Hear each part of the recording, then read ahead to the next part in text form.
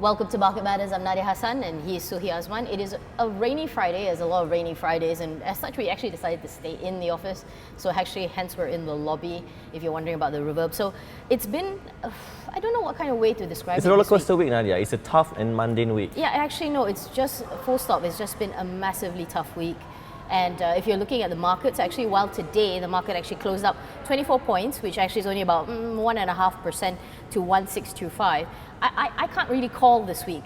I can't call it good, I can't call it bad, because we're seeing this pattern over and over again where you have a few days of bad because the region also bled, you have a few days of good, but you don't see sustained enthusiasm. And I think if the way things are going now, you'll never see sustained enthusiasm. You'll see good, you'll see bad, and it's up to the punters where they're going to catch. Exactly. I mean, if you look at the market today, it has actually KLCI has been plunging, going close to 1,600 points, right? But anyway, oil also rebounded to just above what, $30 per barrel. Yes. That was because of the freaky weather that we've been having, and a lot of people are worried that there's going to be sustained cold, and because of that, that's why oil has strengthened up from the lows of 28 up to $30. You did see, right, in the US, there's a whole wave of flights that were cancelled or postponed because there was a gigantic storm. Tokyo had like 2 days of freak snowstorms, which completely screwed up everything, and everybody was late for work and all of that. So yeah, maybe that is the only hope. Again, I'm worried about sustainability and whether or not it's actually going to put this way, because some people won't even tell you whether or not 28 is the floor. Yeah, there's no floor to the oil price, and how low will it go? And that's a question that we are trying to find the answer for. Yeah, exactly. In the darkest of dark, if the darkest of thoughts, US $10 a barrel is no longer something to be laughed at. It might actually happen. But before we move on to what made us happy and of course what made us sad, the fact is today's Google Doodle, have you seen it? Yeah, I've seen it. It's very a tribute to Wilbur Scoville. He's the guy who categorized how hot chili peppers are. Right. And so there's a really cute game that you can play that goes from really easy to keyboard smashing, shampoo drinking, frustratingly hard. So go give it a try. But going on to what made us sad, the first thing was one that I don't know whether it made us sad because apparently there was a reversal. So what happened was, yesterday there was a bit of an uproar, a couple of days, because they said that JPA scholarships were no more. It reported online that due because of the falling price of oil, revenue is not there, blah, blah, blah, blah. There will be no more JPA scholarships. They'll be bye-bye, a thing of the past. Yeah, I mean, the Minister in the Prime Minister Department, Wee Ka Seong, said that it denied allegedly this was the case. And he said the media was the one that actually been distorting the facts. And, yeah, exactly. Would you believe that? He said he did not. Well, okay, he did not announce the suspension nor confirm it. Some people, if they're pessimistic, they say non-confirmation is as good as acceptance. But the fact is, the netizens actually went into the attack saying, why are you cutting this? Why not cut everything else? Why are you cutting education, which should be at the heart of what your country is going to be about? Yeah, but he has said that it wasn't happening. There would be a paper table, but there wouldn't be, he didn't say it was out and out that it's going to happen. I mean, what do you think? I think we know that cuts are coming. We've seen it for everybody, but where is the cut going to come? Is it going to be fair? I think that's the question to ask. That is right, because of the current economic environment that's actually making everything very difficult. Oil prices going down, government's talking about the revenue coming in the coffers and so on. A lot of challenges that we are facing, and we have education is one that should not be. Yeah, it shouldn't be touched. Education, healthcare, cut everything else, but those main two should be. So you wonder, aside from budget recalibration, what is your panic button? What is your plan B? Do you have a plan B aside from just tax the people more? But yeah, anyway, I mean, it's a scary kind of thing. Moving on, though, to what made us happy, talking about liquidity and stuff like that. Of course, yesterday we had Bank Negara. It cut the statutory reserve requirement ratio, or RRR, or SRR. SRR, yeah. They didn't touch OPR, which a lot of people saying, no, the way it's going, it's not going to touch OPR. But they cut this SRR. So what does it mean?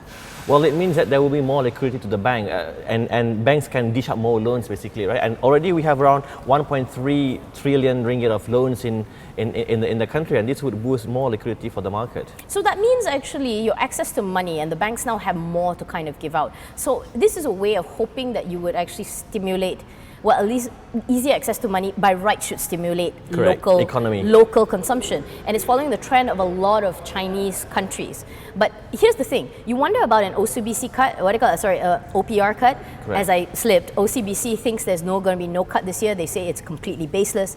Stanchart, which I attended today, said there will be one cut of 25 basis points. When? We do not know. And Nadia, very interestingly, today Affin Hwang Capital Research says that this is not a surprise for BNM to cut or to undertake this move, and this could be prelude to the more cuts in the future. And Affin Capital maintains an overweight on the banking sector because they still think that there is, a growth, albeit the net interest margin compressions there. And MIDF said that it would release this particular cut 6.18 billion into banking system. However, if you ask some people, they said, look, we don't have a shortage of borrowers, but the thing is, what kind of borrowers do you want? Yeah. Are you going to do it to Mr. Good Job Sam, who actually can pay back or a thing, or you're going to deliver it to, like, for example, in like The Big Short, when we talk about it a lot, they were just giving loans out to strippers who are all working in cash with no sustainable income. You don't want that, because that's a crisis and that's a slippery slope to stand on. Correct. And look, speaking of loans, right, we recently saw BSN, taking these precautionary measures not to give out loans to those who are working in the oil and gas sectors. Yes. And this is a scary move because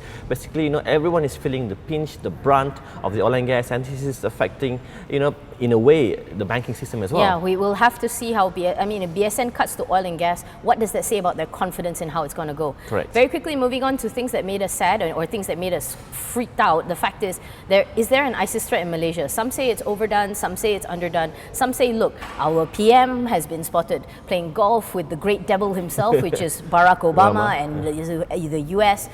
Attack on KL is inevitable, and it has everybody, put it this way, massively freaked out. They were saying that, areas such as KLCC, Bangsar, KL Central, those are hot spots for ISIS attack. And today, Segi College or Segi University in Kota Damansara was temporarily shut down because of a scare that somebody planted a bomb in the toilet.